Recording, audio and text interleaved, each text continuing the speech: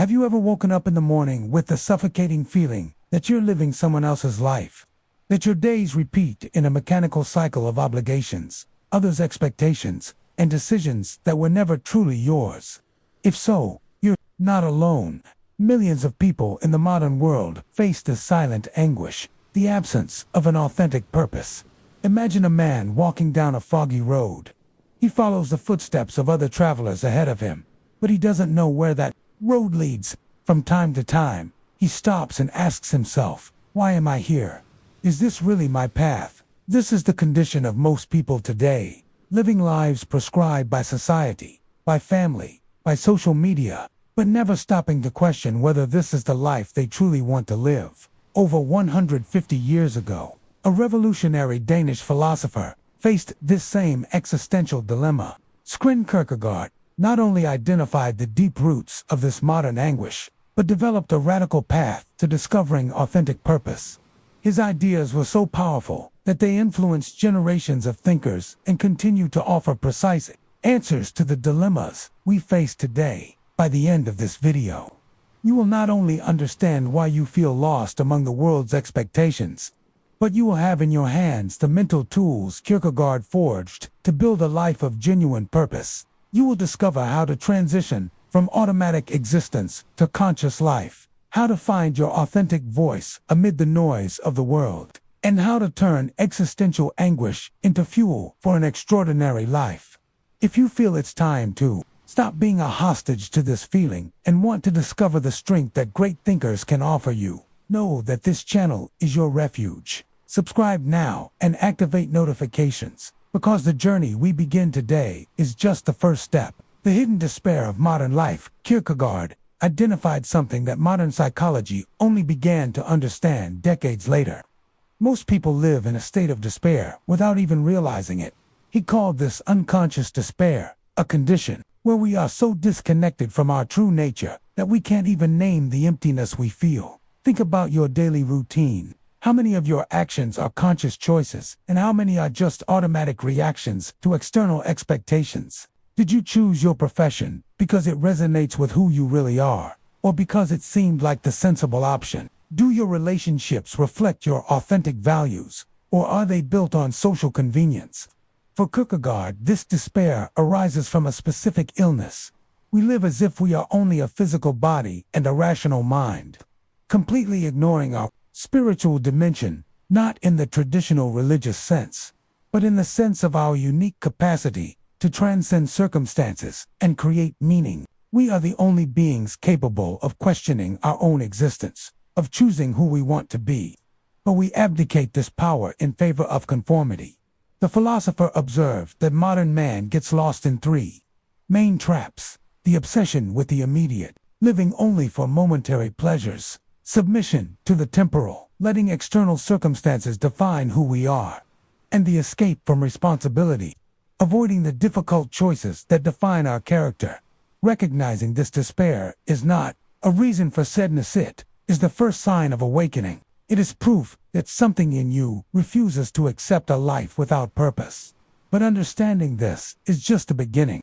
The real question is how we can break these invisible chains and discover who we truly are behind the social masks we wear. The individual against the crowd. The individual must emerge from the crowd, declared. This sentence sums up one of the most powerful tools for finding purpose: the courage to be different.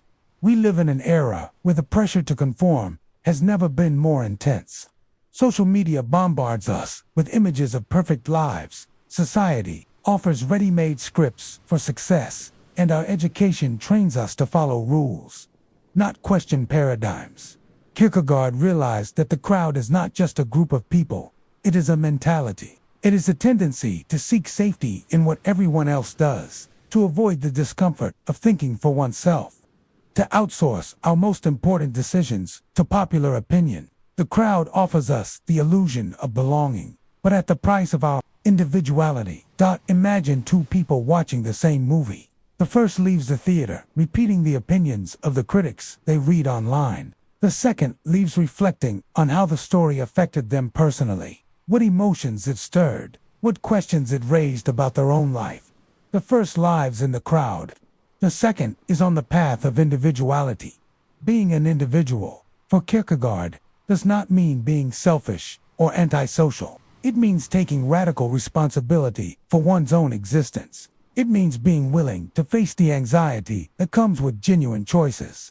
It means preferring the uncomfortable truth about yourself over the comfortable illusion of conformity. The philosopher knew this path isn't easy. Anxiety is the dizziness of freedom, he wrote. When we truly realize that we are free to choose who we want to be, that freedom can be terrifying. It's easier to let others decide for us, but it is precisely in that anxiety that we find the fuel for an authentic life. To find your purpose, you must be willing to disappoint some people. You must be prepared to question family traditions that no longer make sense to you. You must have the courage to explore paths that others consider risky or impractical. But here's the paradox. Only when we stop trying to please everyone do we find the people who truly value us for who we are.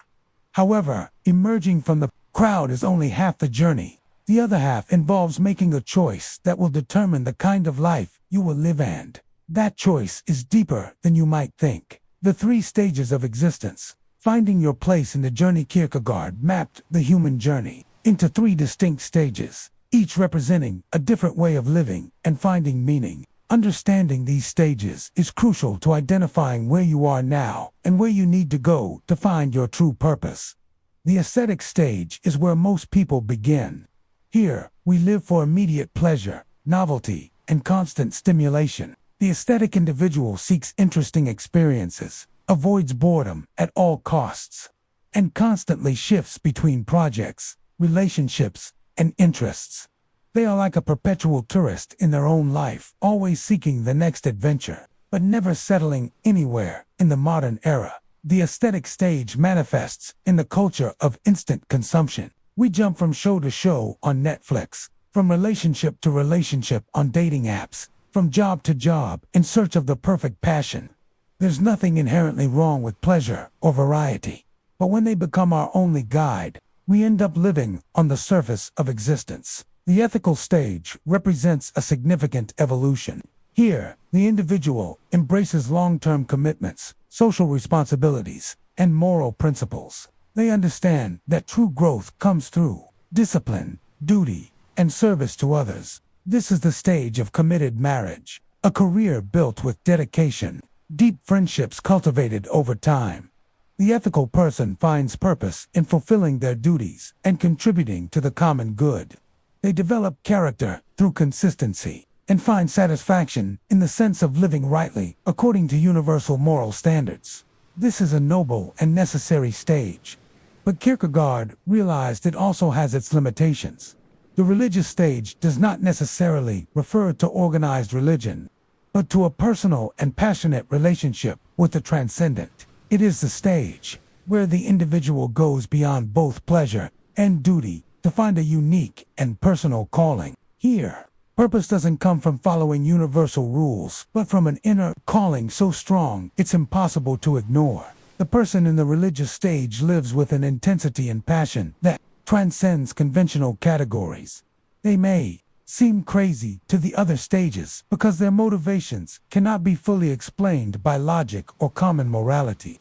This is the stage of great visionaries, reformers, artists who sacrifice everything for their art, entrepreneurs who bet everything on an idea others consider impossible. What's important to understand is that these stages are not necessarily linear or mutually exclusive. You may have elements of all 3 in different areas of your life. But recognizing which stage dominates your current existence is key to understanding why you may feel empty or directionless.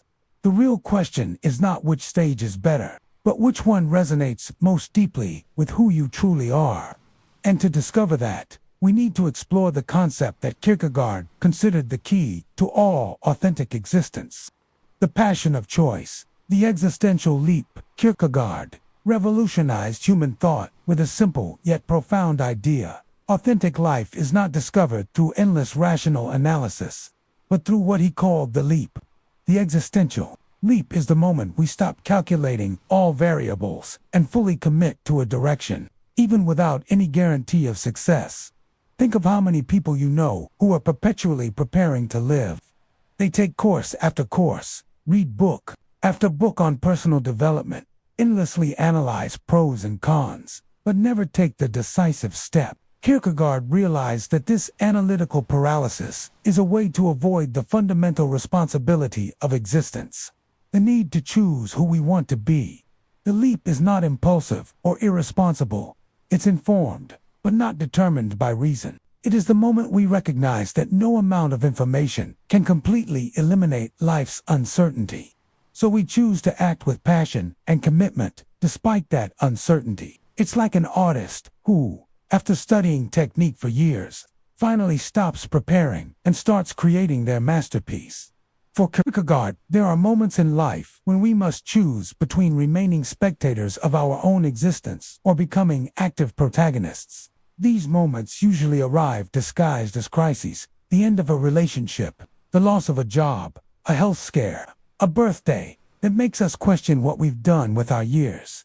The philosopher understood that the leap always involves risk. When you truly choose your path, you are simultaneously rejecting thousands of other possibilities.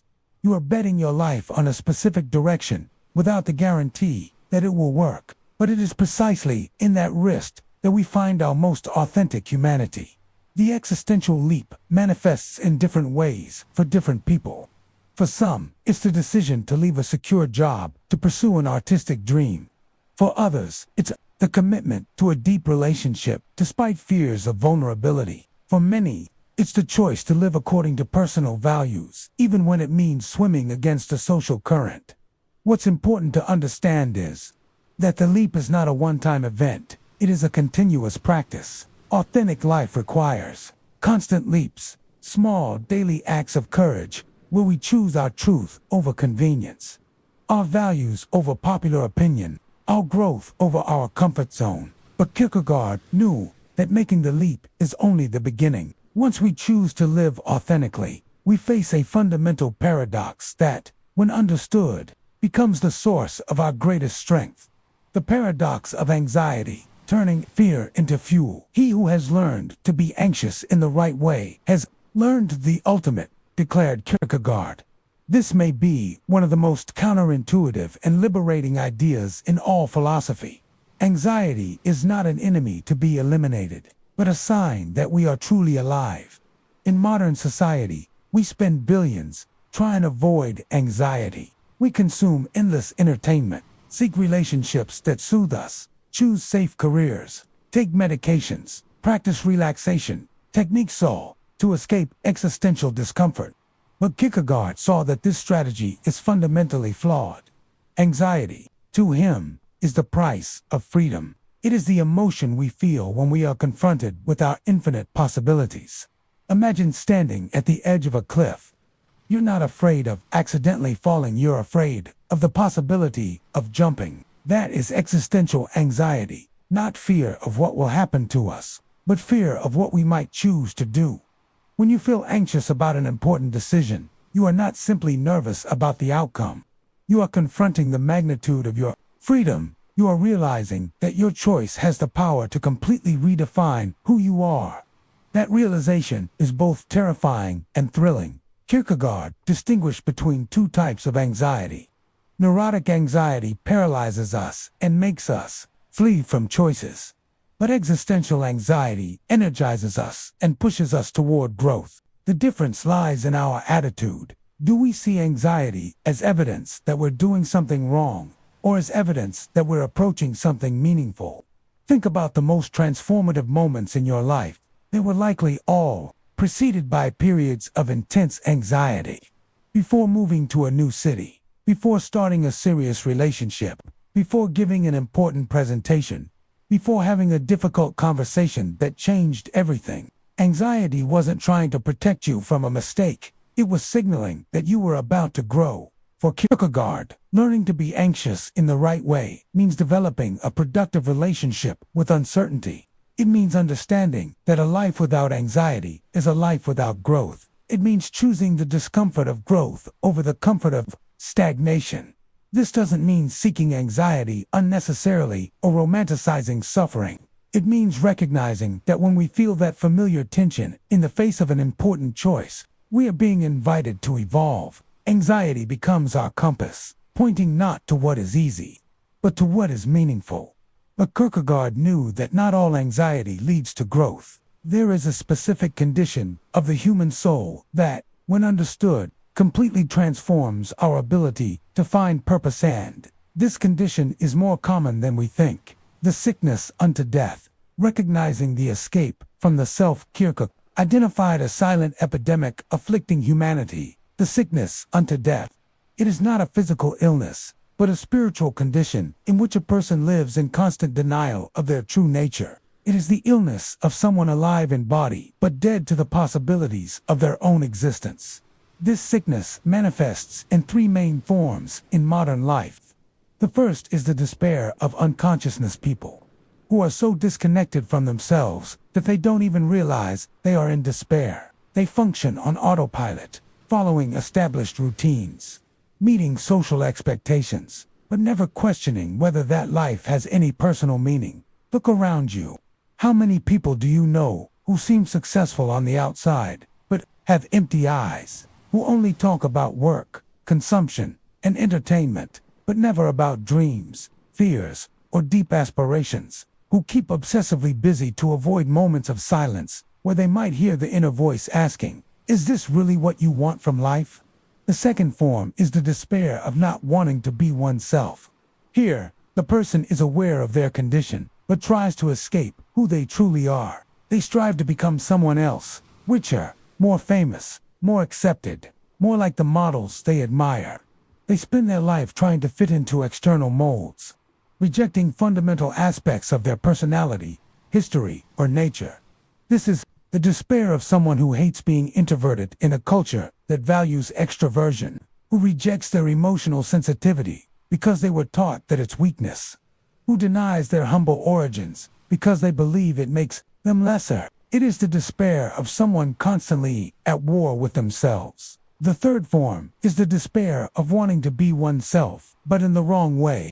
Here, the person stubbornly insists on being who they are, but in a way that isolates them from the world and others. It is the despair of arrogance, stubbornness, the refusal to grow or adapt.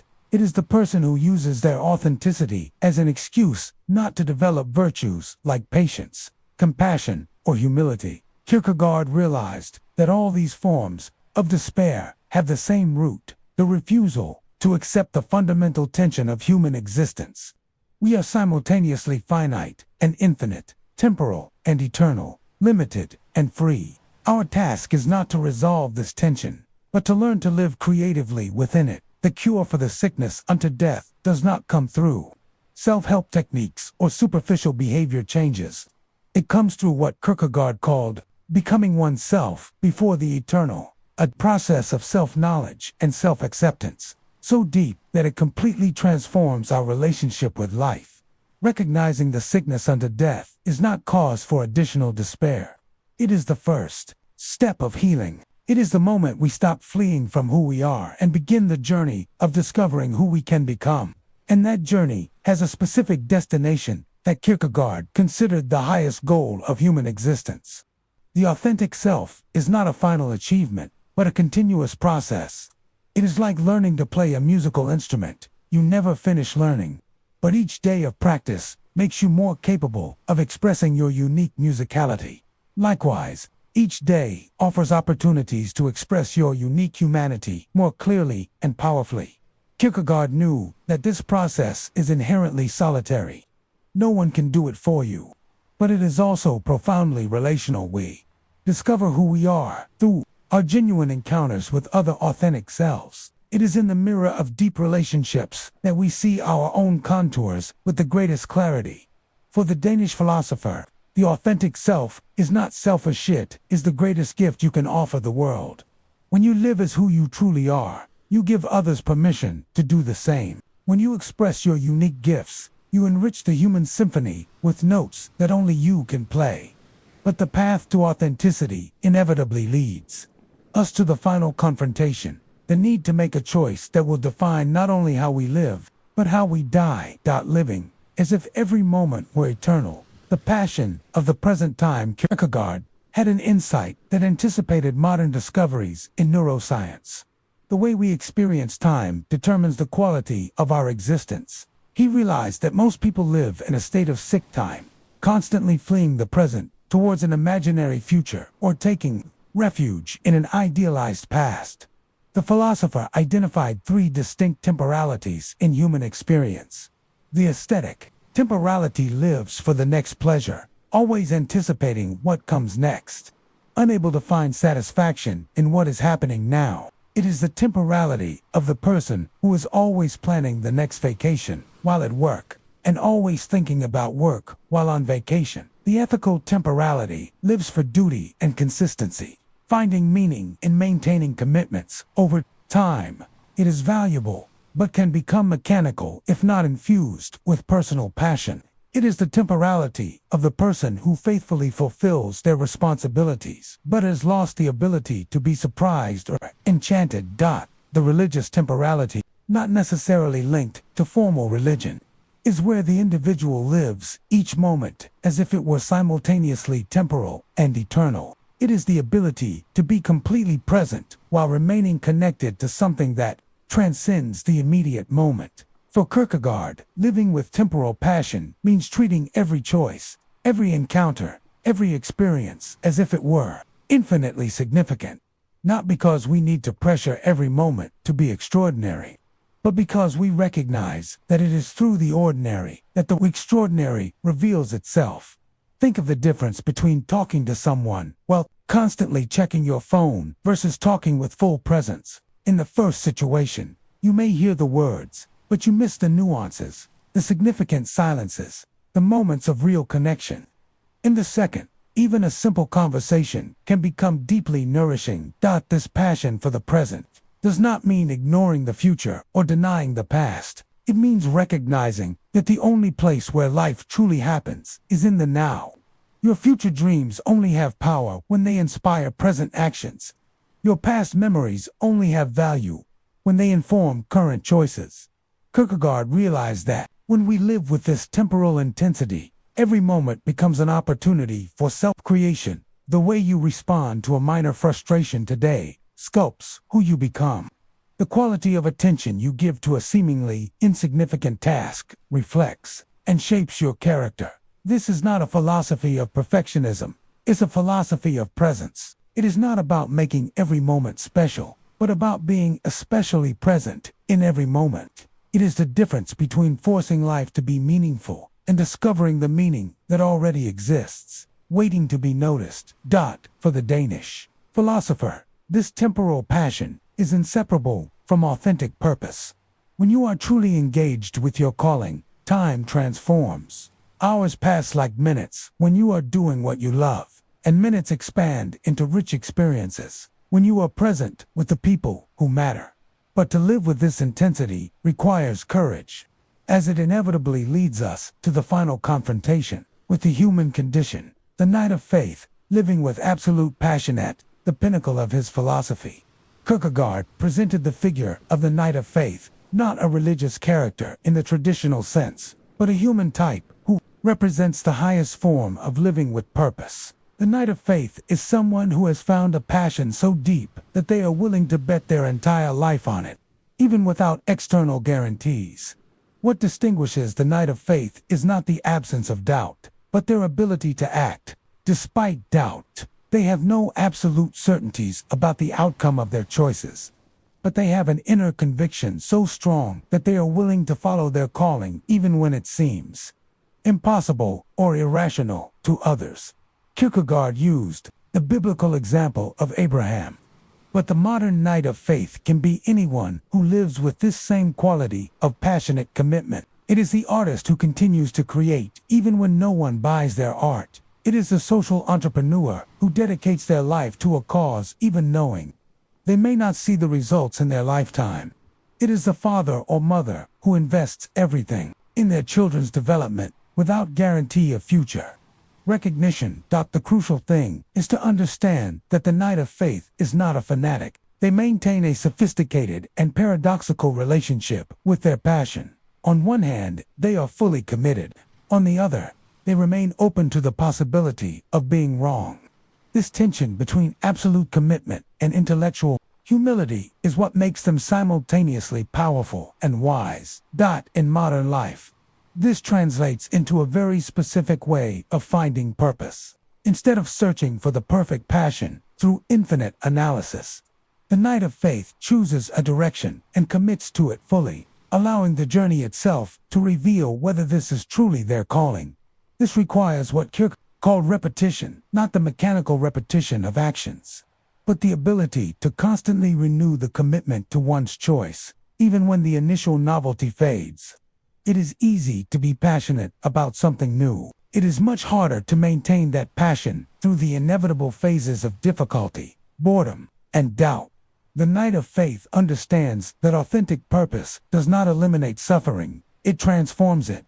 Instead of passively suffering from life's circumstances, they consciously choose the sufferings that are worthwhile. They prefer the pain of growth to the pain of stagnation, the discomfort of truth to the comfort of illusion. But perhaps the most impressive aspect of the Knight of Faith is their ability to live simultaneously in the temporal and the eternal. They dedicate themselves completely to worldly taskwork, relationships, daily responsibilities, but never lose sight of the transcendent dimension of their existence. They are able to change diapers or make spreadsheets with the same seriousness with which a medieval monk prayed. For Kierkegaard, becoming a Knight of Faith is not a final achievement, but a daily practice. Each morning, you wake up and choose again to commit to your calling. Each obstacle becomes an opportunity to renew your passion. Each doubt becomes an invitation to deepen your faith, not in certainty, but in life's ability to surprise you with meaning. The Knight of Faith does not live to impress others or to ensure their own immortality. They live because they have found something worth living for, and this discovery has completely transformed their relationship with existence. But this final transformation is only possible through one last insight that Kierkegaard considered the key to all authentic life. The final synthesis, becoming a complete human being. We have arrived at the heart of Kierkegaard's vision of human purpose. We are called to become a conscious synthesis of all the apparently contradictory polarities of our nature. We are finite, yet capable of conceiving the infinite. We are temporal, yet we can imagine eternity. We are limited, yet we experience freedom. Our existential task is to live creatively within these tensions, not to resolve them. The person who has found their authentic purpose is not the one who has eliminated all the contradictions from their life, but the one who has learned to dance with them. They simultaneously embrace their need for security and their hunger for adventure. They accept their social nature and their need for solitude. They honor both their rationality and their intuition. Kierkegaard realized that most people live in a fragmented way. At work, they are one person. At home, another. With friends, a third version. They have values they defend in theory, but behaviors that contradict them in practice. They dream of one life, but live another completely different one. The authentic synthesis integrates all these seemingly disparate aspects into a coherent personality. It doesn't mean you are the same person in all contexts. It means there is a consistent thread that connects all your expressions. Your fundamental values manifest themselves in both big decisions and small daily gestures. To achieve this synthesis, Kierkegaard identified three essential movements. First, the movement of self-awareness. You must deeply know your own patterns, motivations, fears, and aspirations. You cannot integrate what you do not recognize. Second, the movement of self-acceptance. You must embrace both your light and your shadows, both your talents and your limitations. Integration does not happen through the denial of undesirable aspects of your personality, but through their conscious transformation. Third, the movement of self-responsibility. You must take complete ownership of your life, stopping the blame on circumstances, other people, or your past for who you are today. This does not mean denying the influence of these factors, but recognizing that your response to them is always a choice. When these three movements are integrated, what Kierkegaard called the single individual emerges, not in the sense of special or superior, but in the sense of being fully responsible for one's own existence. This individual has found their authentic voice and has the courage to use it, even when it means being alone. Purpose, for Kierkegaard, is not something you find out there in the world, but something you create through the process of becoming fully who you are. It is the natural expression of a personality that has achieved its authentic synthesis. When you are living in an integrated way, your purpose becomes obvious not because someone told you what it should be, but because it flows naturally from who you have become. This final synthesis does not eliminate the anxiety or suffering of life, but transforms them into fuel for continuous growth. Every challenge becomes an opportunity to deepen your authenticity. Every relationship becomes a mirror where you can see aspects of yourself that still need integration. And here we arrive at the final promise of Kierkegaard's philosophy. When you truly become yourself, you discover that you are always exactly who the world needed you to be. We have reached the end of a journey that is, in fact, just the beginning. Kierkegaard showed us that the search for purpose is not a matter of finding the right answer in a life instruction manual, but of having enough courage to ask the right questions about our own existence. Look at your life right now. How many of your daily choices reflect who you really are, and how many are just automatic reactions to external expectations? How many times today did you act from your inner truth, and how many times did you simply follow the script handed to you by society, by family, by culture?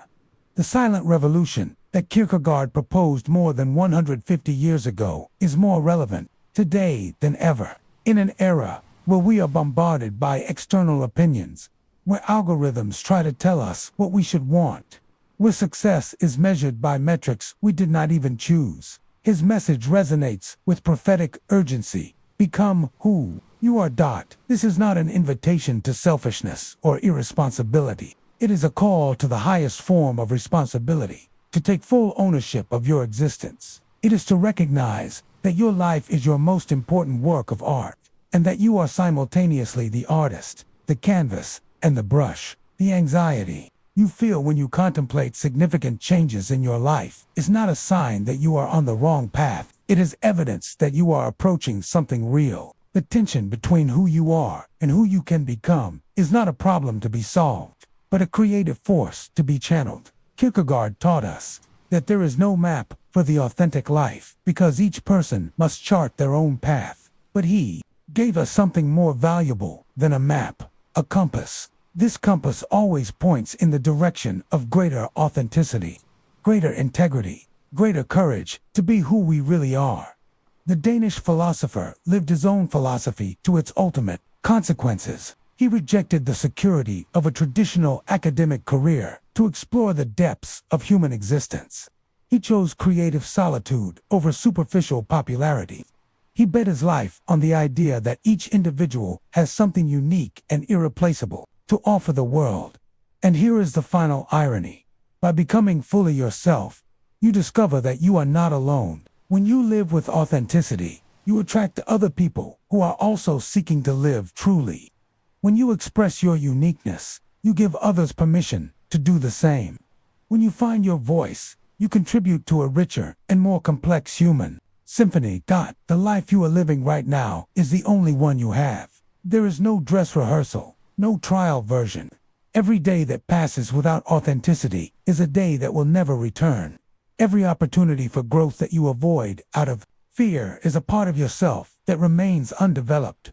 But there is also no desperate hurry. The path to authenticity is not a race. It is a pilgrimage. Every conscious step towards who you really are is worth more than 1,000 mechanical steps in the direction others expect you to go.